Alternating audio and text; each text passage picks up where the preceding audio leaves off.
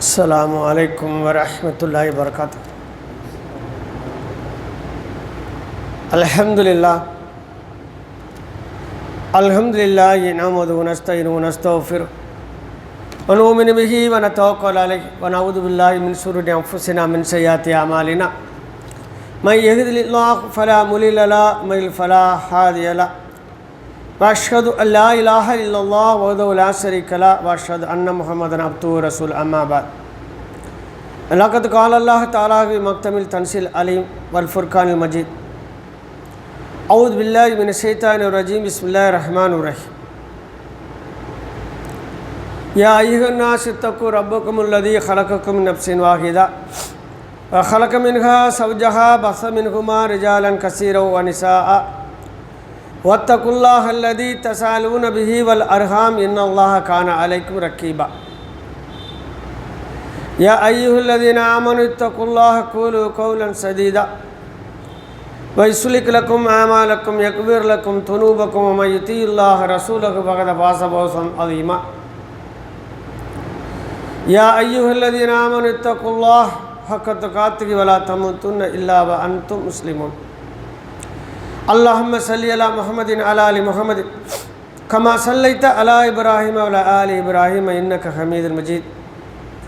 அல்லாஹும்ம பாரிக் அலா முஹம்மதின் அலா ஆலி முஹம்மதின் கமா பாரக்த அலா இப்ராஹீம வ அலா ஆலி இப்ராஹீம இன்னக ஹமீதுல் மஜீத்.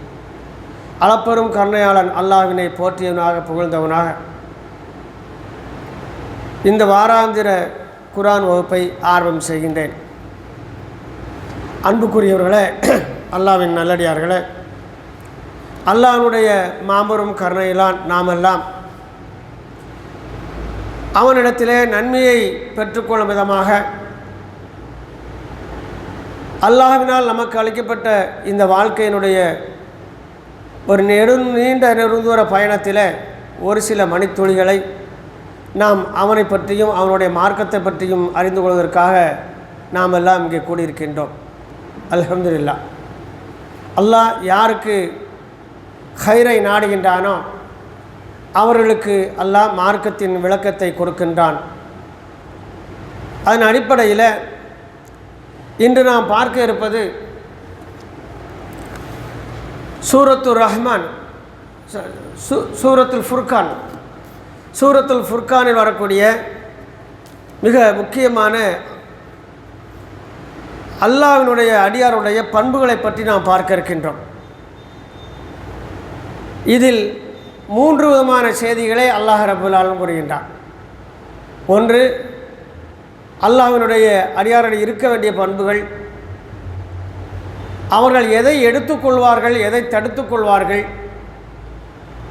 மேலும் அல்லாஹ்விடம் எவ்வாறு தங்களுடைய பிரார்த்தனையை அமைத்துக் கொள்வார்கள் என்று போல விஷயங்கள் எல்லாம் இந்த தொடர் வசனங்களிலே இருக்கிறது.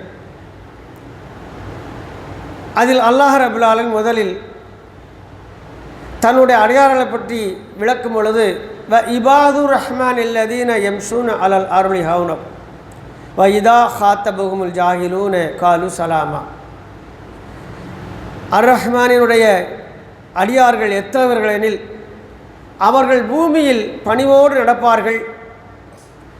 அறிவியினர்கள் அவர்களோடு முறைகேடாக வாதாடுவதற்கு முன்பட்டார் அவர்கள் சலாம் சொல்லி சென்று விடுவார்கள். இல்லை, முதல் இந்த வசனத்தில் 2 வகையான விஷயத்தை அல்லாஹ் சொல்கிறான். ஒன்று, இந்த பூமியில் அவர்கள் பணிவுடன் நடப்பார்கள். 2, அவரிடத்தை யாராவது தர்க்கம் செய்ய முற்பட்டால், தேவையில்லாத வாக்குவாதம் ஏற்படுத்தினால் அவரிடம் சலாம் சொல்லி நளினமான முறையில் பிரிந்து சென்று விடுவார்கள். அப்போ இந்த வரிசையாக இது போன்ற நிறைய உபதேசங்கள் அல்லாஹ் பண்புகளை சொல்லிக்கொண்டே போகின்றான். நாம் இதை கேட்கும்போது நாம் இவ்வாறு இருக்கின்றோமா, நம்மிடம் இது இருக்கிறதா, எது இருக்கிறது எது இல்லை என்பது பார்த்து கொள்ள வேண்டும். குர்ஆன் இறங்கினது எதுக்குன்னு சொன்னால் அதை படிச்சுட்டு வாழறதுக்கு தான். இது ஒன்றும் மற்ற மக்கள் சொல்கிற மாதிரி இது ஒரு பயன்படுத்தினால் நமக்கு பயன், பயன்படுத்தின விடால் அது ஒரு கித்தாப் அப்படியே இருந்துக்கிட்டே இருக்கும். அதுக்குள்ள இருக்கக்கூடிய வார்த்தை அல்லாஹ்வுடைய வார்த்தை, அல்லாஹ்வுடைய கலாம்.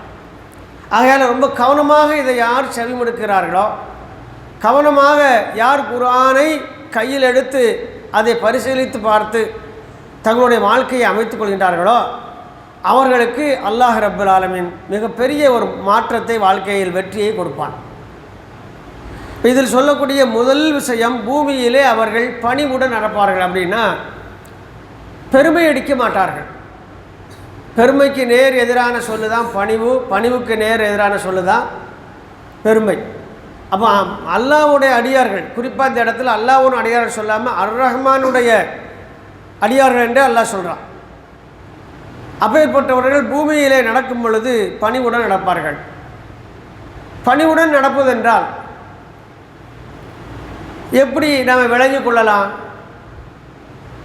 பணிவுடன் நடப்பது என்பது, நான் ஒரு சாதாரணமானவன், நான் என்னுடைய ரப்பினால் படைக்கப்பட்டிருக்கின்றேன், அவனால் நான் பரிபாலிக்கப்பட்டு கொண்டிருக்கின்றேன், அவனால் நான் கண்காணிக்கப்பட்டு கொண்டிருக்கின்றேன், என்னுடைய திறமையோ என்னுடைய புக்தியோ என்னுடைய செல்வாக்கோ எதுவுமே இல்லை, எல்லாம் என்னுடைய ரப்பினுடைய நாட்டப்படி தான் நடக்கிறது. அதனால தான் அல்லாஹ்வுடைய தூதர் இதை உறுதிப்படுத்தும் வகையில் அழகாக சொன்னாங்க, யார் ஒருவர் லா ஹவ்ல வலா குவத்த இல்லா பில்லாஹில் உதீல் அலீம் என்று கூறுகின்றாரோ அவருக்கு சொர்க்கத்திலே ஒரு தோட்டம் ஒன்றை அல்லாஹ் அமைக்கின்றான். அப்படி என்ன இது ஒரு அற்புதமான சொல்லு, லா ஹவ்ல வலா குவத்த. ஹவுல் அப்படின்பது முயற்சி, குவத் என்பது சக்தி, என்னுடைய திறன். அப்போ ஒரு அடியார் எப்படி சொல்லுவார்? அல்லாஹ்வுடைய சொல்கிறாங்க, லா ஹவுல வலா குவத்த, என்னுடைய முயற்சியோ என்னுடைய சக்தியோ எதுவும் இல்லை, இல்லா பில்லா, அல்லாஹ்வை கொண்டே அல்லாமல். அப்போ என்ன நான் சொந்தமான எதுவுமே என்கிட்ட இல்லை.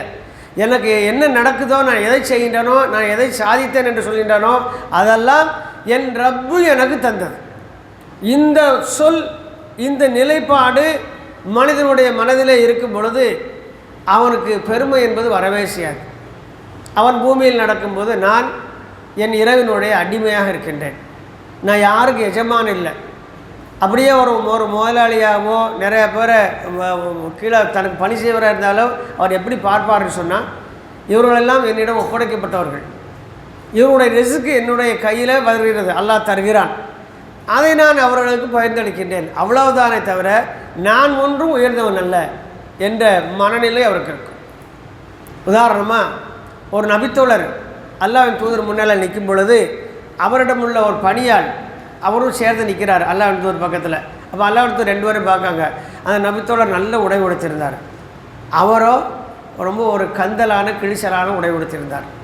உடனே அல்லாஹ்வின் தூதர் அந்த நபித்தோழர் பேரை சொல்லிட்டு சொல்கிறாங்க, நீங்கள் இன்னும் ஜாகிலியத்திலிருந்து வெளியில் வரலையா? அறியாமை காலத்தில் இருக்கிறீங்களே, அறியாமை காலத்திலே இருக்கிறீங்களே, நீங்கள் இன்னும் அதிலிருந்து வெளியே வரலையான்னு கேட்டால் அல்லாஹ்வின் தூதர் நீங்கள் என்ன சொல்லுங்க விளங்கலை, நீ நல்ல ஒரு ஆடை அடைஞ்சிருக்கும் நிலையில் உன்னிடம் பணி செய்வனை பார்த்தாயா கந்தல் கோரமாக இருக்கின்றானே, அவனை நல்ல முறையில் பரிபாலிக்க வேண்டாமா? அவனை அல்லாஹ் உன்னிடம் ஒப்படைத்திருக்கின்றானே, அவனுக்கு நீ பொறுப்பாளி அல்லவா என்று அல்லாஹ்வின் தூதர் கேட்கிறார்கள். அன்றிலிருந்து மரணிக்கு வரை அந்த தன்னிடமிருந்து அந்த அடிமைக்கு, அந்த கூலியாளுக்கு நல்ல உடையும் தான் உடுத்துவதையும் தான் உண்பதையும் கொடுத்து அவர் பரிபாலிக்க தொடங்கிவிட்டார் அந்த நபித்தோழர். அப்போ இந்த என்ன மாதிரியான செய்தி அல்லாஹ்வுடைய தூதருக்கு பதிவு செய்கிறாங்கன்னு சொன்னால், எந்த இடத்திலேயும் ஒன்றை மிகப்படுத்திடாத, உன்னுடைய சக்தியையோ உன்னுடைய ஆற்றலையோ உனக்குரியது என்று எண்ணி விடாத, இது உனக்கு அல்லாஹ் தந்தது. நீ இந்த எண்ணத்தில் இருந்தால் அல்லாஹ் உன்னை மேலும் மேலும் உயர்த்துவான், தர்ஜாவில் உயர்த்துவான் என்று அல்லாஹ்வின் தூதர் கூறுகிறார்கள். அப்போ இந்த ஒரு பண்பு நம்மிடம் வர வேண்டும். எந்த இடத்திலையும் நாம் என்ன செய்யக்கூடாது, நான் பெரியவன் என்ற எண்ணம் வந்துவிடக்கூடாது. அதுதான் பூமியிலே பணிவுடன் இருப்பது, பணிவுடன் நடப்பது என்று பொருள். ஆகையால் இந்த பண்பு முதலில் அல்லாஹ் சொல்லி காட்டுறான். இந்த பண்பு வந்தால் தான் இதுக்கு அடுத்தடுத்து சொல்லக்கூடிய அத்தனை காரியங்கள் நம்மிடத்தில் நடக்கும். அதனால தான் அல்லாஹ் ரப்பல் ஆலமீன் முதலில் இதைத்தான் சொல்கின்றான். அல்லாஹ்வுடைய அடியார்கள் பூமியிலே பணிவுடன் நடப்பார்கள். மேலும் அவரிடத்தில் இதா ஹாத்தபுகுமுல் ஜாஹிலூன காலு சலாமா, ஜாஹிலியத்தில் இருக்கக்கூடிய அறியாமையில் இருக்கக்கூடியவர்கள் தேவையில்லாத விஷயங்களை வாதாட முற்பட்டால் அவர் அழகான முறையில் அவரிடத்தில் சலாம் சொல்லி பிரிந்து விடுவார். இது ரொம்ப முக்கியம். இன்றைக்கி நம்ம நிறைய பேர் எப்படின்னா இங்கே தான் வந்து நம்ம கெட்டு போகிறோம். எப்படி தெரியுமா? தமிழில் ஒரு பழமொழி சொல்லுவாங்க, வெண்ணெய் திரண்டு வரும்போது தாலியை உடைத்தது போலம்பாங்க. தாலின்னு என்னது? அந்த பானை. அதாவது காரியம் கைகூடி வரும்போது இவரோட அறியாமை செயல்னால அது காரியமெல்லாம் கெட்டுப்போம். நீ நிறைய பேர் நல்லதெல்லாம் செஞ்சுக்கிட்டே இருவாங்க, தன்னுடைய வார்த்தைகளினால் அத்தனையும் கெடுத்து விடுவார்கள். எவ்வளோ ஒரு விஷயம் பாருங்கள். 2வது இடத்துல அல்லாத வைக்கிறான். அப்போ அவங்கள்ட்ட யாராவது தேவையில்லாத பேச வந்தால் அமைதியான முறையில் சலாம் சொல்லி பிரிந்து விட வேண்டும்.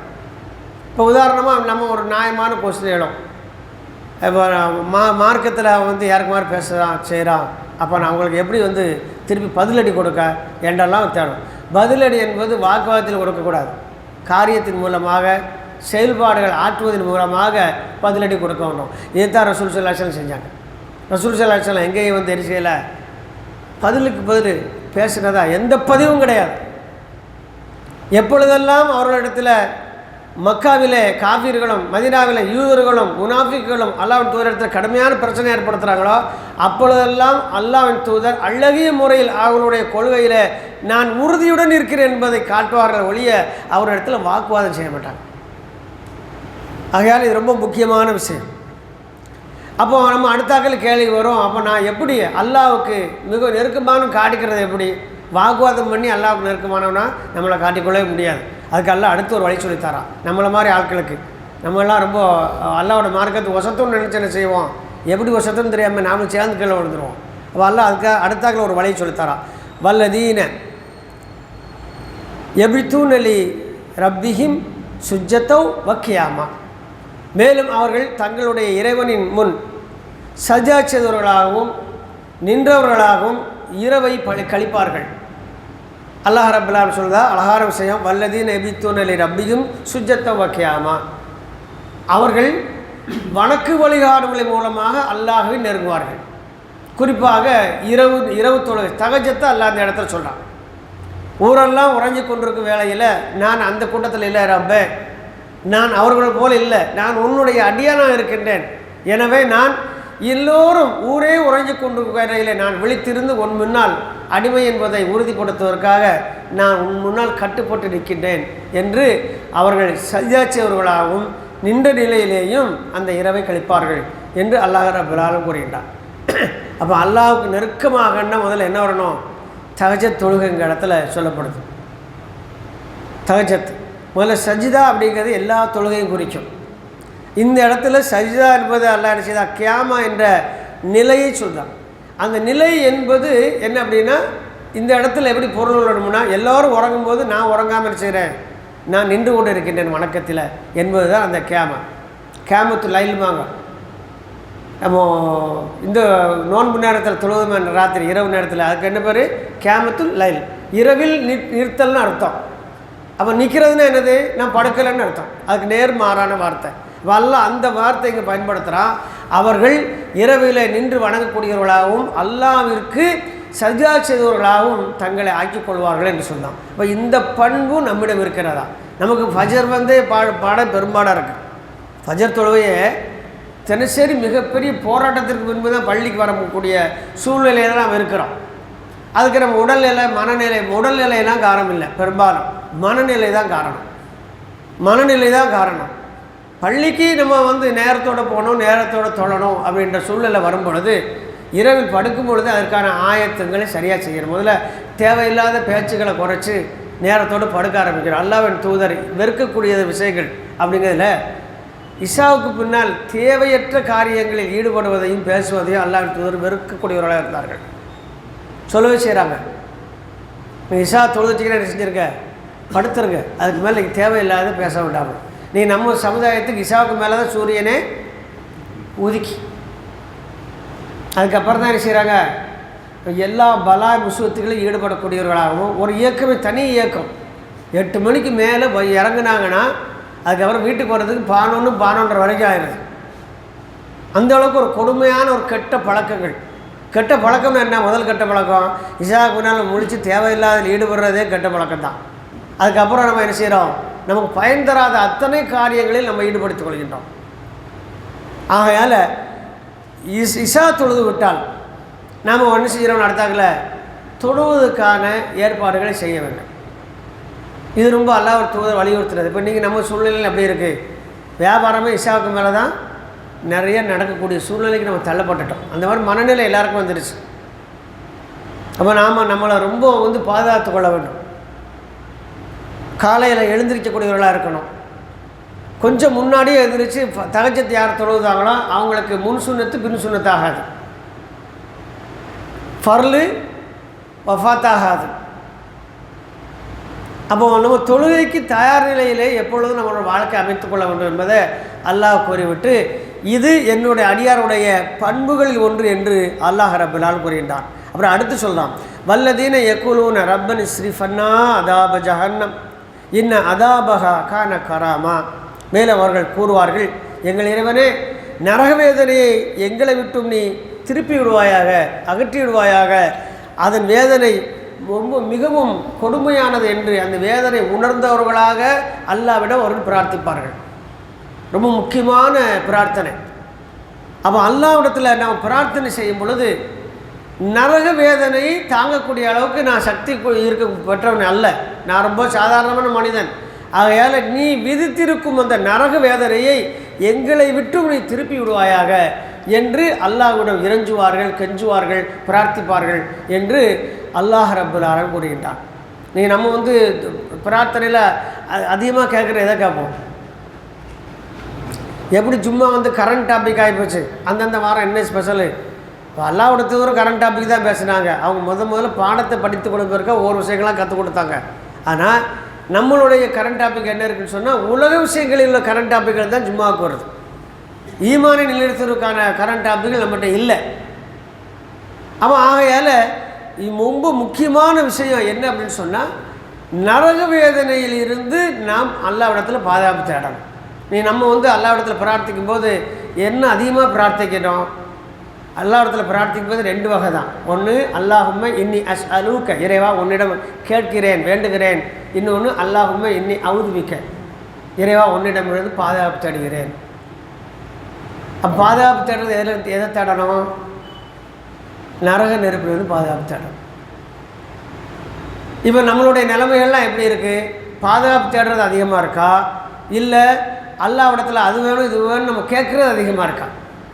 எது அதிகமாக வைக்கிறோம்? அல்லாஹ்விடத்தில் தேவைத்தான் கேட்குறோம். அப்போ அல்லாஹ் இந்த இடத்துல எதை கேட்பார்கள் சொல்லுதான், நரக நெருப்பில் இருந்து பாதுகாப்பு கேட்பார்கள் இந்த முதல்ல வைக்கிறான். என்ன வேண்டும் என்பது அல்லாஹ் கேட்பாங்க, பின்னால் தான் பதிவு செய்கிறான். இப்போ இதையும் நாம் கவனிக்கணும். அப்போ நம்மளுடைய பிரார்த்தனைகளில் முதல்ல அல்லாஹ்விடத்தில் இருந்து நாம் நரக நெருப்பிலிருந்து பாதுகாப்பு தேட. எப்படி கேட்குறாங்க? நரக நெருப்பை எங்களை விட்டும் நீ திருப்பி விடுவாயாக, எங்கள்கிட்ட சேர்ந்தானவர்களை பாதுகாத்து விடுவாயாக என்று அல்லாஹ்விடம் அவர்கள் கேட்கக்கூடியவர்களாக இருப்பார்கள் என்று அல்லாஹ் ரப்பல் ஆலமீன் கூறுகின்றார். இப்போ இந்த பண்பு நம்மகிட்ட இருக்குதா என்பதை பார்க்கணும்.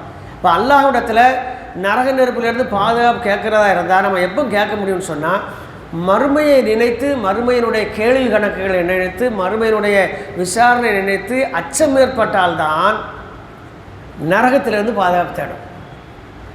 ரொம்ப முக்கியமான விஷயம். நரகத்திலிருந்து பாதுகாப்பு அப்போ தான் தேட முடியும் ஒரு மனிதன். சொகுசு வாழ்க்கை மட்டும் தாதான் கேட்டிருக்கும்போது நரக சப்ஜெக்ட் அப்படி இல்லாமல் போயிடும், அதை மறந்து விடுவோம். ஆகையால் அல்லாஹ் ரப்பல் ஆலமீன் சொல்கிறான். அதுக்கு அடுத்து அந்த நரகம் எப்பேற்பட்டதை எப்படி உணர்ந்திருப்பாங்க தெரியுமா? இன்னஹா சஆத் முஸ்தக்கரோ முகாமா. மக்காம் என்ற இடத்திலிருந்து வந்த வார்த்தை தான் முகாமா, அதாவது தங்குமிடம். தங்குமிடத்திலேயே மிக மோசமான தங்குமிடம் எது என்றால் நரகம்தான். இப்போ நம்ம சில சமயம் பார்த்தோம்னா, இன்னும் ஒரு 12 மணிக்கு உச்சி வெயில் நேரத்தில் கரண்ட் போய்ட்டு அப்படி இருக்கும், இன்வெர்ட்டரும் இல்லை, எப்படி இருப்போம் வீட்டுக்குள்ளே. இதையே நம்மளால் தாங்க முடியலை. சும்மா வேக்கும் பிசுபிசும் கசகசன்னு வரும், ஒரு டென்ஷன் ஆகும், சூடாகும் உடம்பெல்லாம். இதுக்கே நம்ம என்ன செய்கிறோம்? தாங்க மாட்டோம். இதுக்கடுத்து கவர்குழியில் போய் இருக்க போகிறோம். அங்கே நமக்கு ஒரு நீண்ட கால ஒரு தங்குமிடம் இருக்குது. ஆனால் நிரந்தர தங்குமிடம் அதல்ல, அது நீண்ட கால தங்குமிடம். நிரந்தர தங்குமிடம் சொர்க்கம் அல்லது நரகம், சொர்க்கம் அல்லது நரகம். அப்போ அங்கே போயாச்சு, யாருக்கெல்லாம் நிரந்தரமாக நரகத்தை ஏற்பட்டானோ அவங்க அதிலேயே தங்கியிருப்பாங்க அந்த நரகத்தில். எனவே அந்த நரக நெருப்பை பிடித்து என்னுடைய நல்லடியார்கள் அஞ்சியவர்களாக என்னிடம் பிரார்த்திப்பார்கள். இவ்வாறு கூறுவார்கள், இறைவா நீ விதித்திருக்கும் அந்த நரகம் என்பது நிச்சயமாக தங்குமிடங்களிலேயே மிகவும் கடுமையானது, எங்களை அதை விட்டும் காத்தருளாயாக என்று பிரார்த்திப்பார்கள் என்று அல்லாஹ் ரப்பல் ஆலமீன் கூறுகின்றான். அப்போ இந்த பண்பு நரகத்திலிருந்து பாதுகாக்கக்கூடிய பண்பு நமக்கு என்ன செய்யணும், வரணும். அந்த பண்பு இருக்கக்கூடிய காலமெல்லாம், நரக நெருப்புக்கு அஞ்சக்கூடிய காலமெல்லாம் நாம் எப்படி இருப்போம்னு சொன்ன இந்த உலகத்தில் அல்லாஹ் முதல்ல சொன்ன மாதிரி பணிவுடன் இருப்போம், அல்லாஹ்வை வணங்கியவர்களாக இருப்போம், நீதமுடையவர்களாக இருப்போம், அமைதி உடையவர்களாக இருப்போம், குறைவாக பேசக்கூடியவர்களாக இருப்போம், அதிகமாக நல் அமல்கள் செய்யக்கூடியவர்களாக இருப்போம். அல்லாஹ்விடத்தில் பிரார்த்தனையின் மூலமாக நாம் தொடர்பிலேயே இருக்கக்கூடியவர்களாக இருப்போம். ரொம்ப ரொம்ப முக்கியம். இப்போ அல்லாஹ்வோட தொடர்பில் இருக்கக்கூடியவங்க தொழுகையாளி, குறிப்பாக முஸ்லீம்களை தவிர யாரால் முடியும்? படைச்ச ரப்புவோட தொடர்பு வச்சிருக்க இப்படி யாரால் முடியும்? நம்மளால் தான் முடியும். அப்படி நாம் இருக்கிற நாம் அல்லாஹ்விடத்தில் என்ன செய்யலாம், நரகத்தில் இருந்து பாதுகாப்பு தேடுவதற்கான வாய்ப்பு நமக்கு தான் இருக்குது. ஆனால் அதை நம்ம சரியாக பயன்படுத்துகின்றோமா என்பது தான் இங்கே கேள்வி. ஆகையால் பிரார்த்தனையில் இதை முற்படுத்த வேண்டும். எதை முற்படுத்தணும்? நரக நெருப்பிலிருந்து பாதுகாப்பு கோரி முற்படுத்தணும். பிரார்த்தனைகளே சிறந்த பிரார்த்தனை அல்லாஹ் ரப்பல் ஆலமீன் சொல்கிறான். என்னுடைய அடியார்கள் சிலவர் இந்த உலகத்தில் உள்ள மட்டும் கேட்பாங்க, நம்மளை மாதிரி ஆட்களுக்கு சொல்லிவிட்டு அடுத்து சொல்லுதான் 2வது அத்தியாயத்தில் 201 வருஷத்தில் இன்னும் சிலர் இருக்கிறாங்க. அவங்க பேர் கேட்பாங்க, ரப்பனா ஆத்தினா ஃபிப்துனியா ஹசனா அபில் ஆஹிரத்தின் ஹசனா வக்கினா அதாபன்னா. இறைவா எங்களுக்கு இந்த உலகத்தில் நல்லதுத்தா, மறுமையிலையும் நல்லதுத்தா, குறிப்பாக நரக நெருப்புலேருந்து எங்களை பாதுகாத்த ரப்பேன்னு கேட்பாங்க. பிரார்த்தனுடைய அம்சங்களில் மிக முக்கியமான சிறந்த அம்சம் நல்லதை கேட்பதோடு சேர்த்து நரக நெருப்பில் இருந்து யார் பாதுகாப்பு அடைந்து விட்டாரோ அவர்தான் நல்லதை அடைந்தவர் ஆவார். பகத் அக்ஷயத்துக்கு ஒமாலில் ஆலிமீன் மின் அன்சார் அல்லாஹ் சொல்லுதான். யார் அல்லாஹ் யாரை திட்டமாக நரக நெருப்பில் புகுத்தி விட்டானோ அவருக்கு உதவி செய்வர் யாரும் இல்லை. ஏன் உதவி செய்யக்கூடிய யார் மட்டும்தான்? அல்லாஹ் மட்டும்தான். அல்லாஹ் தவிர மறுமையில் யாருடைய உதவியும் நமக்கு இருக்காது. அப்போ அல்லாஹ்வினுடைய உதவியே ஒரு மனிதர் இழந்து விட்டார். எப்படி இழந்துட்டார்? அல்லாஹ் தான் ஒரு நரகத்தில் புகுத்துறான் என்றால் அவருக்கு அல்லாஹ்வை தாண்டி உதவக்கூடியவர் யார் என்று அல்லாஹ் ரப்பல் ஆலமீன் கேட்கின்றான். இப்போ இந்த வசனங்களெல்லாம் நம்ம பெருசாக எண்ணுறதில்லை, நம்ம உணர்றதில்லை. அல்லாஹ் மறுமையை பற்றி சொல்கிறது, நரகனை பற்றி சொல்கிறது, வேதனையை பற்றி சொல்கிற விஷயங்களெல்லாம் நாம் எப்படி எடுத்துக்கிட்டோம்னு சொன்னால் எழுத்துக்களாக வாக்கியங்களாக எடுத்துக்கிட்ட மொழிய அதனுடைய பொருள் அறிந்தவர்களாக நம்ம இல்லை. இப்போ அல்லாஹ்வுடைய தூதர் நரகம் சம்பந்தமாக எங்கெல்லாம் வசனம் வருதோ அதை ஓதும்போது கண்ணீர் விட்டு அழக்கூடியவங்களாக இருந்தாங்க. அதில் அந்த நரக நெருப்பிலிருந்து பாதுகாப்பு கோடை கூட அதை ஓதிக்கொண்டு இருக்கும் பொழுது நரக வசனங்கள் வரும் பொழுது, நரக நெருப்பினுடைய கொடுமைகளை பற்றி வரும் பொழுது அல்லாஹ்வுடைய தூதர் பாதுகாப்பு தேடுவார்கள். சொர்க்கத்தை பற்றி சொல்லும்போது அல்லாஹ்விடத்தில் அதை எனக்கு தா என்று இறைஞ்சி கேட்பார்கள். அப்போ அந்த பண்பு நம்மிடம் இருக்க வேண்டும். அப்போ முதல்ல நாம் நரக நெருப்பிலிருந்து பாதுகாப்பு கோரக்கூடியவர்களாக இருக்க வேண்டும். அடுத்து அல்லாஹ் ரப்பல் ஆலமீன் சொல்லுதான், வல்லதீன இதா அன்ஃபகு லம் யுஸ்ரிஃப் வலம் யக்துரு வகான பைன தாலிக் கவாமா. நல்ல ஒரு அருமையான நமக்கு ஏற்ற ஒரு செய்தி அல்லாஹ் சொல்லுதான். என்ன அடியார்கள் எப்படி தெரியுமா இருப்பாங்க? செலவுன்னு வந்துட்டா செலவு செய்யக்கூடிய விஷயத்தில் எப்படி தெரியுமா இருப்பாங்க? அவங்க கஞ்சத்தனம் செய்ய மாட்டாங்க, வீண் வரையும் செய்ய மாட்டாங்க, கஞ்சத்தனம் செய்ய மாட்டாங்க.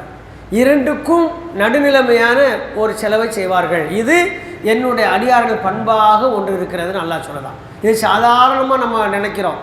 அப்போ அல்லாஹ் நிறைய இடத்துல சொல்லலாம், வீண் செலவு செய்வர்கள் சைத்தானுடைய சகோதரர்கள் சொல்லலாம். சைத்தானுடைய சகோதரர்கள் யார்? இப்போ நம்ம இந்த குடும்பத்தை சேர்ந்தவங்க அப்படின்னா நம்ம யார்? அந்த குடும்பத்தை சேர்ந்தவங்க, நம்மளும் அதே ஆள் தானே. அப்போ சைத்தானுடைய சகோதரர்கள், சைத்தானுடைய குடும்பத்தை சேர்ந்து நம்ம யார்? சைத்தான். அல்லாஹ் சொல்லுதான், வீண் விரயம் செய்கிறவன் சைத்தாங்கிற அல்லாஹ். நம்ம வீண் விரயம் அதிகமாக செய்யக்கூடிய மக்களாக இருக்கோம். குறிப்பாக இன்றைய காலத்தில் தேவையுள்ளதை விட தேவையற்றதுக்கு செலவு செய்யக்கூடிய பண்பு நம்மளிடத்தில் மிகைத்திருக்கிறது. வீட்டில் இருக்க பொருட்களை பாருங்கள், தேவையற்ற பொருட்கள் ஏராளம் இருக்கிறது, தேவையுள்ள பொருட்கள் குறைவாக இருக்கும். அப்போ அல்லாஹ் ரப்பல் ஆலமீன் சொல்ல, அவர்கள் செலவு செய்யும் பொழுது வீண் விரயம் செய்ய மாட்டார்கள். நான் வீண் விரயம் செய்ய மாட்டாங்க பேரில் கஞ்சத்தனம் பண்ண மாட்டார்கள். இரண்டுக்கும் நடுநிலையை அவர்கள் கையாளுவார்கள். அப்படி என்ன அர்த்தம்? தேவை உள்ளதற்கு எவ்வளோ நாள் செலவழிப்பாங்க, தேவையில்லாததற்கு செலவே செய்ய மாட்டாங்க. இதுதான் அந்த பண்பு. இல்லை ரெண்டுமே அடங்கிருச்சு. தேவை உள்ளதுக்கு எவ்வளோ நாள் செலவழிக்கலாம், தேவையில்லாததுக்கு செலவே செய்யக்கூடாது. ஏன் தேவையற்ற செலவு செய்வங்களை யாருன்னால சைத்தானுடைய சகோதரர்கள் சைத்தான் சொல்கிறதுனால நான் அந்த இடத்துக்கு என்ன செய்ய போகிறதில்ல, போக போகிறதில்ல என்று அவர்கள் செலவு செய்வதில் கூட அல்லாஹ்வுடைய அடியார் என்ற இடத்தில் இருந்து தான் அந்த நோக்கத்தில் செலவு செய்வார்கள். ரொம்ப அற்புதமான விஷயம். நீ கல்யாண விருந்துகள்லாம் பார்த்துட்டு இல்லை, நீ கல்யாண விருந்துகள்லாம் எப்படி இருக்குது? விருந்து ரொம்ப நல்ல விஷயம். அதில் தான் யார் என்பதை காட்டுவதற்கான அந்த பெருமை தான் விருந்தில் இருக்குது. அவ்வளவு சுகர் மாத்திரை, ப்ரெஷர் மாத்திரை, கொலஸ்ட்ராலுக்கு காட்டில் வந்து அங்கே சவுறு கட்டி வச்சுருப்பாங்க, தடுப்பு சவுறுகள் இருக்கா, அதெல்லாம் உடச்சி என்ன செய்கிறோம், ஸ்டண்ட் வச்சுருக்கிற அதிகமான இருதய நோயாளிகள் இருக்கக்கூடிய இந்த சமுதாயத்தில் தான் மட்டன் பிரியாணியும் சிக்கன் 65 வைக்கப்படுது. சரி, வைக்கும்போது கூட வேண்டான்னு சொல்ல மாட்டான். அதை அப்படியே கடைசி வரைக்கும் இந்த சிக்கன் 65 அப்படி பார்த்துக்கிட்டே இருப்பான். அப்புறம் அங்கேயும் பார்த்துட்டு இலைய முடியும். எவ்வளவு அகம் இது! ஏன் என்ன குறைஞ்சி வச்சு, இல்லை நான் சிக்கன் சாப்பிட மாட்டேன் வேண்டான்னு சொல்ல வேண்டியானே. நம்ம மக்கள் எப்படி இருக்கிறாங்க பாருங்கள். இன்றைக்கி நிறைய வந்து பரிமாறப்படக்கூடிய உணவுகளில் வயிற்றுக்குள் செல்வதை விட குப்பைக்கு செல்வது அதிகமாக இருக்குது. பசி இல்லாதவர்கள் பந்தியில், பசித்திருப்பவர்கள் வீதியில். இதுதான் நம்மளுடைய சிஸ்டமாக இருக்குது. பசிச்சிருக்கவங்க வெளியில் நினைச்சு நினைச்சிடும், அவங்களுக்கு கடுமையான சொற்கள் சொல்லி விரட்டக்கூடியதை நம்ம பார்க்குறோம். பசியே இல்லாதவங்கள உபசரித்து கொண்டு எல்லாத்தையும் வைக்கிறோம். 1/2 லிட்டர் தண்ணி, நான் சொன்ன மாதிரி சிக்கன் 65, சுகர் இருக்கவங்களுக்கு வந்து அழகான ஜாமு, அப்புறம் தயிர், அது இதுன்னு சொல்லி எல்லாம் வச்சு நான் யார் என்பதை நான் என் பந்தியில் நான் என் இலையின் மூலம் காட்டியிருந்தேன். திங்க முடியலப்பா நான் நோயாளின்னு அவன் எல்லாத்தையும் மூடி வச்சுட்டு போயிருந்தான். இதில் எங்கே இருக்குது, இதில் எங்கே இருக்குது அல்லாஹ்வுடைய அடியார்கள் பண்புகள்? நம்ம சிந்திக்க வேண்டிய விஷயம். எப்படி ஆகி போச்சு தெரியுமா சமுதாயத்தில்? என் அன்னை வீட்டு கல்யாணம் நடந்துச்சு, தம்பி வீட்டு கல்யாணம், அதை விட என்னுடைய கல்யாணம் ஒரு பிரமாதமாக இருக்கணும் என்று தன்னுடைய ஜாம்பவான் தனத்தை விருந்தில் காட்டக்கூடியதுன்னு பார்க்குறோம். விருந்து என்பது பசியாறுவதற்காக இருக்கணும் ஒரு சப்ஜெக்டெல்லாம் போய் இன்னும் விருந்தில் என்ன பெருமையடிக்கக்கூடிய நிலை வந்துருச்சா இல்லையா? குறிப்பாக இது யார் தான் செய்கிறா? இஸ்லாமிய சமுதாயம் தான் செய்யுது. மாற்று மதத்தவர்கள்லாம் பெரும்பாலும் நினச்சிவாங்க, அவங்க வெஜ்ஜில் போயிடுவாங்க, தேவைக்கு போய் சாப்பிட்டு சாப்பிட்டு எடுத்துக்கிடுவாங்க. ஆனால் நீ குப்பைக்கு அதிகமாக சாப்பாட்டை அனுப்பக்கூடிய சமுதாயமாக நம்ம சமுதாயம் தான் இருக்குது. இதை நாம் கவனத்தில் கொள்ள வேண்டும். இது வீண் விரயத்துக்குள்ளே வந்துடுது, வீண் விரயத்தில் வந்துடும். எந்த அளவுக்குள்ள சில இடங்களில் சோறு மிஞ்சி கிடக்கு, அங்கே சர்வீஸ் கேட்ரிங் சர்வீஸ் பண்ணக்கூடிய இப்போ நம்ம ஏரியாக்களில் பூரா ரொம்ப கஷ்டப்பட்டு பொம்பளை பிள்ளைகள்லாம் சர்வீஸ் பண்ண வராங்க. அவங்க நல்லா வழங்கிக்கிடுங்க. ரொம்ப சர்வீஸ் பண்ண வரக்கூடிய பெண்களெல்லாம் கடுமையான ஏழ்மையினால் தள்ளப்பட்டவங்க தான் சர்வீஸுக்கு வருவாங்க, வேறு யாரும் வரமாட்டாங்க. அவங்க வந்துட்டால் அவங்களுக்கு தெரியும் நிறைய சாப்பாடு இருக்குது அப்படின்னு. போகும்போது கொஞ்சம் எங்களுக்கு வீட்டில் இருக்க வச்சு தாங்கன்னு சொன்னால் கொடுக்குறதில்ல. எல்லா இடத்துலையும் கண்ணால் பார்க்குறோம். அவங்க எல்லாருக்கும் பரிமாறி விட்டு நிறைய இருக்குது, நம்ம வீட்டில் உள்ளவங்க சாப்பிட்டு பார்க்காது. எவ்வளோ பெரிய விஷயம் அது! சந்தோஷமாக கொடுக்கணுமா இல்லையா? இல்லை, கொடுக்க மாட்டாங்க. கொடுக்காம மத்தியானம் சாப்பிட போன இலைய முன்னாங்களா, அதில் உள்ள விஐபி வீட்டுக்கு பார்சல் போகும். நீ வந்து ராத்திரிக்கு தூரப்போடு. இப்போ மத்தியானம் தூரப்பட்டது இது வேறு, நான் தர்றது ராத்திரி நீ தூரப்போடுதுக்குன்னு சொல்லி அதையும் அனுப்பி வைக்கிறாங்க. அவங்களும் கொண்டு போய் எப்படி வச்சுருப்பாங்க. இல்லைன்னா சில பேர் ஃப்ரிட்ஜில் வச்சு சூடு பண்ணி 2-3 நாளைக்கு கொஞ்சம் கொஞ்சமாக சாப்பிடுவாங்க. இப்படித்தான் இருக்குது சமுதாயம். இது எல்லாமே இதுக்குள்ளே வந்துடும், வீண் விரயத்துக்குள்ளே வந்துடும், வீண் விரயம் இது. ஆகையால் அல்லாஹ் சொல்கிற மாதிரி வல்லதீன இதா அன்ஃபகு லம் யுஸ்ரிஃப் வலம் யக்துரு வ கான பைன தாலிக கவாமா என்று அல்லாஹ் ரப்பல் சொல்லிட்டு அடுத்து மிக முக்கியமான விஷயம் சொல்லுதான். இது வந்து கொள்கை சம்பந்தப்பட்ட